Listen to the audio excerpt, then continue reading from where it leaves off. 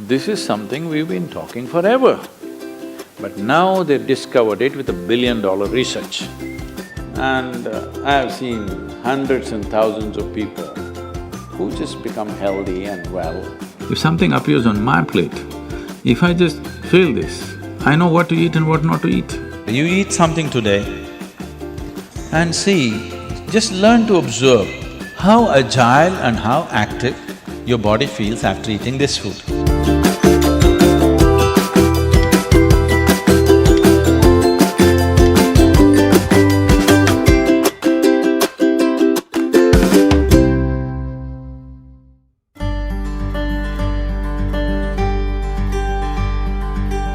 The simple thing right now that's a rage in the world is, if you come to our ashram, all the people there who are physically immensely active eat 10 o'clock in the morning, 7 o'clock in the evening, 2 meals.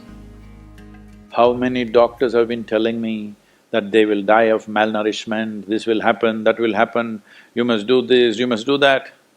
I eat only 1 meal a day most of the days. One big meal I eat and that's it. And doctors telling me, no, Sadhguru, the way you're traveling, this will happen, that will happen, you must eat at least once in 4 hours, something you must eat. I said, leave me alone, I'm doing fine. But now, a big university in America comes up with this called intermittent fasting. It's not nonsense, it's good, but they rediscovered something that we have known forever. Now everybody is saying there must be a 16-hour gap. Then all your ailments will go away. What the hell were we saying all these thousands of years? The simple thing is, there are many aspects to this, psychological, physiological. But now cancer is on the rise in the world. A cancerous cell is like a criminal in the society. All of us have in our bodies. Only if their concentration becomes more than what they should be, or they gang up and locate themselves in one place, they become like organized crime. There are pickpockets in Kochi, I'm sure. Hello? There are small-time criminals, individually operating in twos and threes.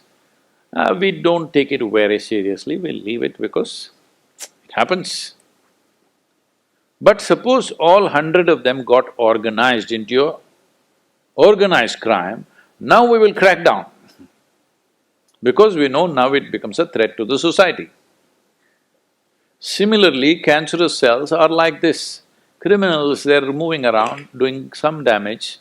Their only problem is, right now, they're generally eating about 8 to 12 times more than what the other cells are eating. So if you just give sufficient break between one meal and the other, most of them will die because they cannot survive. This is something we've been talking forever. But now they've discovered it with $1 billion research. And I've seen hundreds and thousands of people who just become healthy and well simply because they're not fueling up all the time when the tank is filling. In the yoga center, all the time people are physically active. So everybody is very hungry by the time it's 3:30, 4 o'clock in the evening, they're extremely hungry. But we learn to live with that because empty stomach and hunger are two different things. Hunger means your energy levels start dropping. But empty stomach is a good thing. In the yogic sciences, today modern science also is coming in line with this. But what we know by our experience, you will spend $1 billion to come there. Because research is all about how many $1 million, that's how it is. Your body and your brain works at its best only when your stomach is empty. So we always make sure we eat in such a way, how much ever we eat, our stomach must be always empty within 2 to 2.5 hours' time maximum. So we go to bed hungry always. People think they cannot sleep. They can sleep. On an average, for 25 years on an average, I slept only 2.5 to 3 hours. These days I'm getting little lazy and sleeping anywhere between 3.5 to 4.5 hours in spite of the level of travel that I have. When I say level of travel, if I say my level of travel in the next few days, you will fall off your chair. Yes? Should I tell you? No, not necessarily. Because in the next 10 days, I'm in 5 different countries doing I don't know how many events, all kinds of events. So, you're able to keep this up simply because you don't overeat. It's very, very important. Everybody eats 2 meals. I generally eat only 1 meal, 4:35 in the evening, because I don't like to sit in front of the plate and worry about how much to eat. I like to eat well. So, 4:35 in the evening, if I eat a meal, it's only next day. Is this enough? Am I looking okay? Hello? Because any correction and purification that needs to happen in the body, your stomach needs to be empty. It's very, very important. Otherwise, the purification on the cellular level will not happen. You pile up things and then you have all kinds of problems.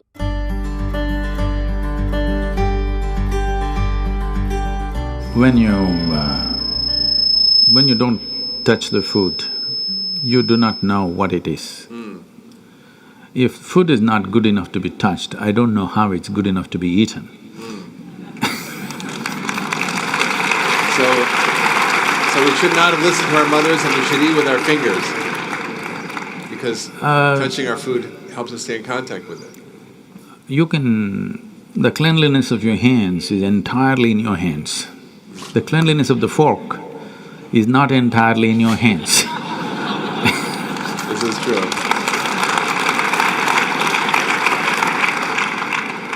And nobody else but you have used these hands. So, there is an assurance as to how clean or not clean it is right now. The fork, you do not know who's used it, how they've used it, for what they used it.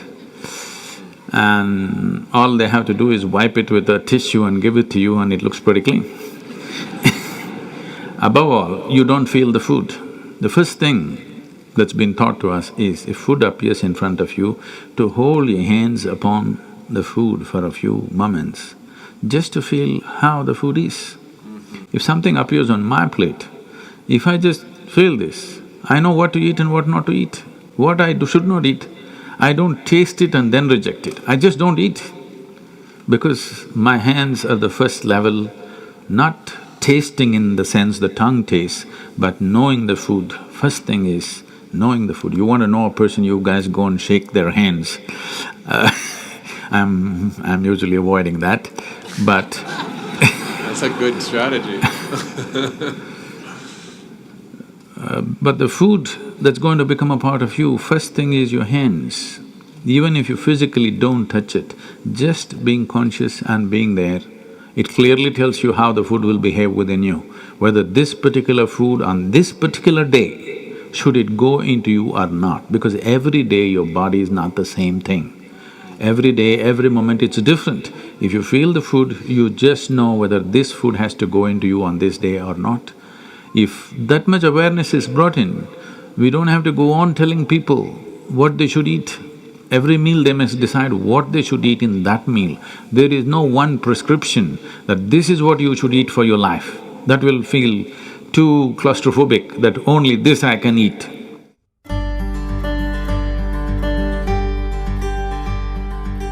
Your selection of food and consumption of food also must happen consciously. More than what you eat, how you eat it is also equally important. When I say how you eat it, these are all live substances. Every one of them had a life of their own, whether it's a plant, animal, vegetable, every one of them had a life of their own. Now in some way, you're making food out of it, you must consume it with utmost gratitude. If you approach it with a certain sense of gratitude and reverence towards the food that you eat, when I say reverence, it may feel like too much for you, but I'm asking you, let's say we put you in a room and you had nothing to eat for 5 days. If God appears in front of you, what will you ask for? Food? So that's how important it is. You must understand the food on your plate is not just a substance, it is not a material, it is not a commodity, it is life.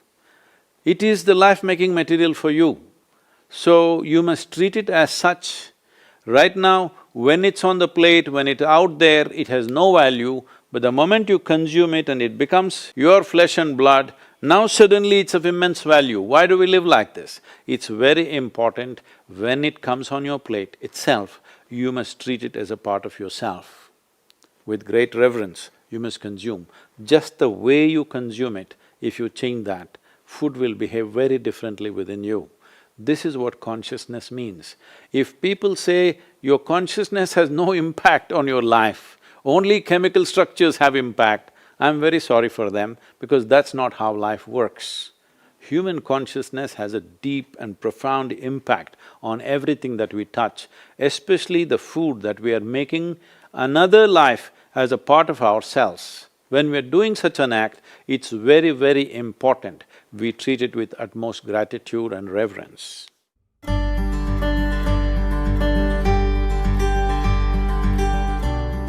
I want to tell you, there is no such thing as good habit and bad habit. Habit means you are functioning unconsciously. If you are functioning unconsciously, that's a bad thing because the whole thing about being human is we are capable of doing things consciously. That is the beauty of being human, that we can do everything consciously. What an animal does unconsciously, we can do the same thing consciously. We can eat unconsciously or we can eat consciously. We can breathe unconsciously or we can breathe consciously. Everything that we can do it consciously. The moment we do something consciously, suddenly that human being looks very refined and wonderful. Just because somebody walks and speaks consciously, doesn't he become a beautiful human being? Yes or no? That's all. So why is it that we are trying to develop habits as if there's a good thing? Habit means fixed realities where you don't have to think. You get up in the morning and it'll happen to you. No, don't try to automize your life. That is not efficiency, that is the efficiency of the machine. This one is supposed to function intelligently and consciously. Nobody is expecting it to function like a machine.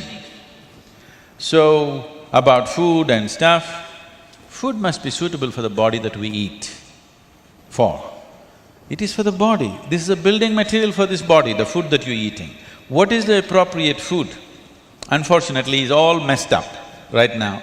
Traditionally, we ate very sensibly in this country, but these 1,000 years of innovations have brought other kinds of food cultures, and today the national diet is pizza or pasta. What is it? Which is one? I don't know. Both were competing. So, we are losing our sense about food. It's definitely time to look at what is the most suitable thing. If I go into that food, it's a very long process, but you must experiment with food, not just by the tongue, but by the body. You eat something today and see, just learn to observe how agile and how active your body feels after eating this food. If it feels like it wants to go to the grave, that's not good food. If it feels like it wants to be alive after eating this, except coffee, because that's a stimulant. If you eat food and your body feels very agile and alive, that means it's good food, body is liking it. If you eat something, it feels dull, that means it's not liking it, it's having difficulty with it, that's why it feels dull. So just on this basis, there's a much… this is a very simplistic way of putting it.